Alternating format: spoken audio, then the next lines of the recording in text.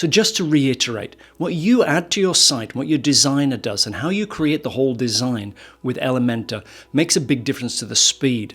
Let's have a look about adding some whizzy-bang stuff now to show you the speed impact.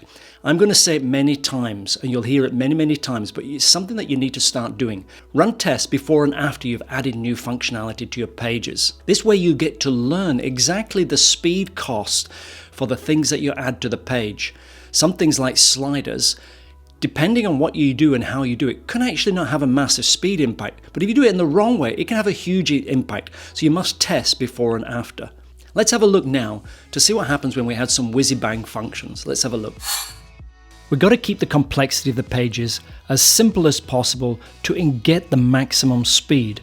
Now, this doesn't mean that you can't have some elements, but you do need to test your speed. Let's have a look at the current speed.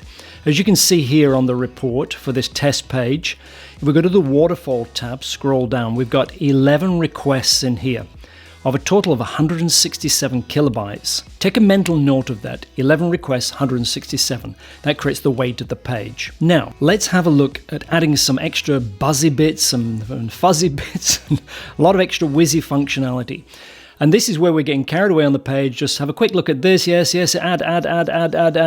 Okay, let's save that. And there it is. You can see a lot of the stuff we've just added, like sort of all the different bits and pieces. Let's go back now to the GTmetrix report and rerun that to actually see the impact of adding all this stuff in here. So here we go.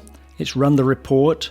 What we need to do now is scroll back down to the waterfall tab. This is the best place to see all your resources in one place, all the requests. And there we go, 35 requests weighing in at 238 kilobytes.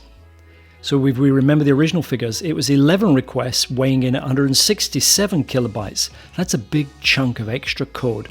Most of that is JavaScript, and a lot of the other parts of that is CSS and possibly some images as well.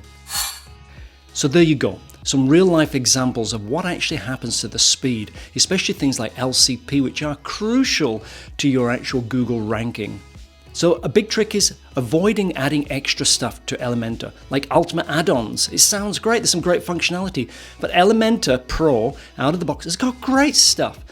Every time you add more and more layers, the slower your site will become.